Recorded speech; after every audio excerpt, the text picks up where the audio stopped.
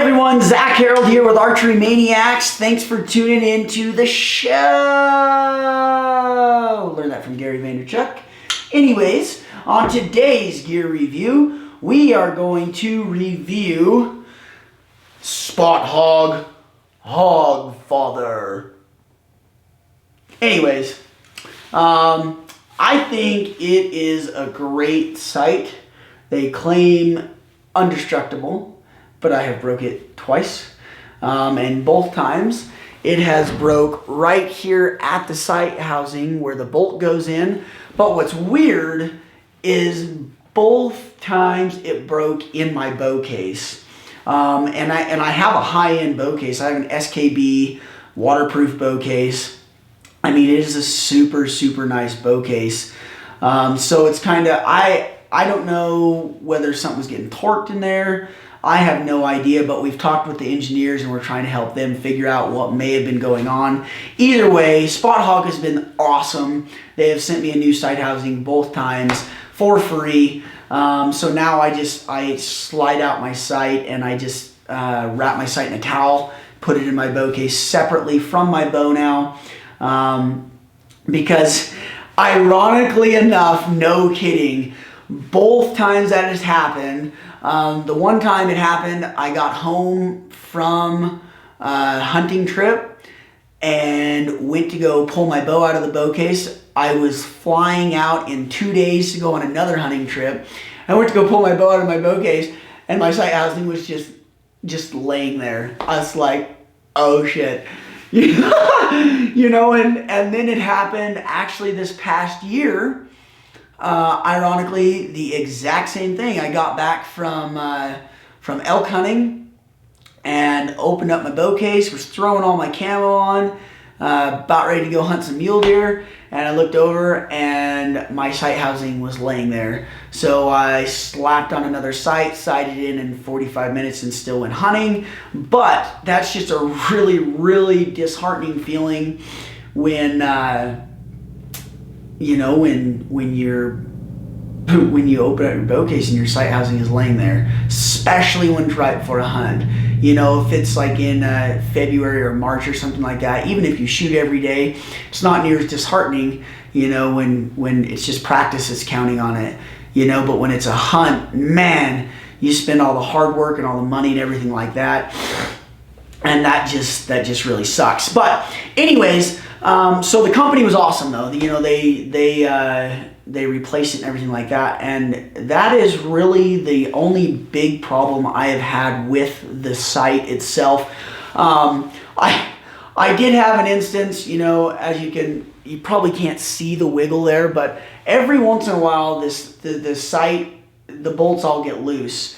So I just go around and I kind of tighten everything up, and I screwed myself over big time one time though, because I tightened everything up.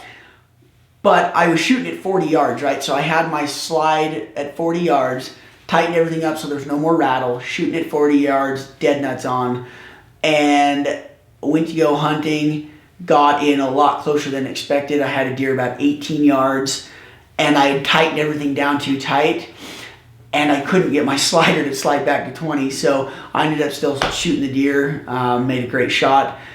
Just comes down to, you know, practice and knowing where your bow hits, but still it was kind of a panic situation right off the bat. So, you know, if you get one of these sights and it gets to rattling a little bit, tighten stuff down, but make sure you can still slide your sight. Other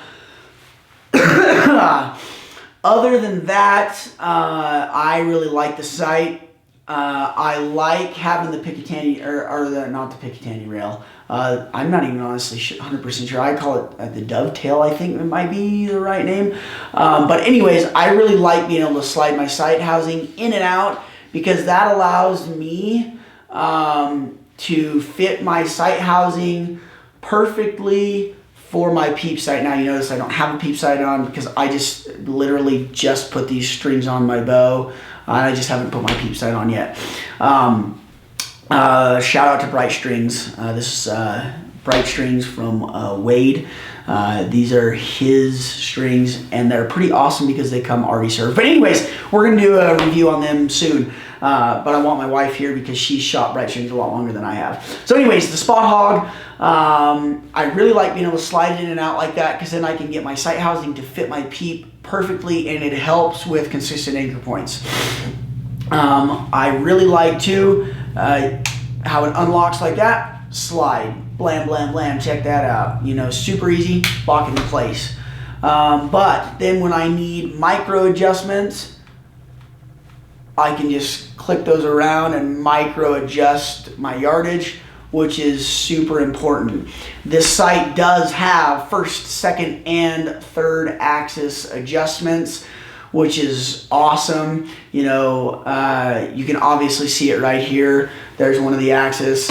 The other axis is these two. The third axis is these two bolts here.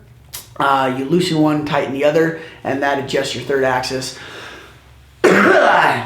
And yeah, the sight is other than the time it's broken my bow case, it's super, super solid. You can see that it is obviously a single pin in the housing, but Spot Hogg did come out with another sight housing that has a second dot, which it looks to me it would be about a 10-yard gap. Obviously depending on your bow speeds and everything like that. But yeah, I really like the Spot Hogg Hogg Father. Super impressed with their customer service and how quick they were getting me that stuff and getting it to me for free. Everything, when you sight it in and you lock it down, that is where it is with this sight. It does not move, it does not budge whatsoever. It's a super solid sight. Like I say, it's just the only time it's ever broke is in my bow case, and something had to have been torqued in there. So I'm not blaming it on Spot Hogg because something was hitting it or something weird in my bow case. But the slide is super smooth. Like I say, just make sure you don't get it too tight because you won't be able to slide it. This happened to me a few times. But yeah, overall, you know, it's an expensive sight. I don't know. I don't really want to call it expensive because I think you get what you pay for in anything in life, and you get what you put in. You get out of it what you put into it in anything in life as well. You know, the last thing that I'm going to do is do all this work and all this prep and buy a $30 sight, plastic sight, and it break off, you know, the first time I drop it, or when I'm in a stock mode, you know, and I'm moving with my bow and everything, and it breaks off. That would not go over well. So, you know, it's like $400, custom made to you though, which is awesome, especially me being left-handed. So do you get what you pay for? Absolutely. I think 10 out of 10 there. Is the sight tough? Yeah. You know, it's as tough or tougher than any sight on the market, in my opinion. That's just a freak accident of it breaking in my bow case. So scale of 1 to 10, I would say an 8 or 9. And you never see me do a 10, literally because I don't think anything out there is a 10. You know, I think if I took a hammer and I whacked it, obviously it would be broken.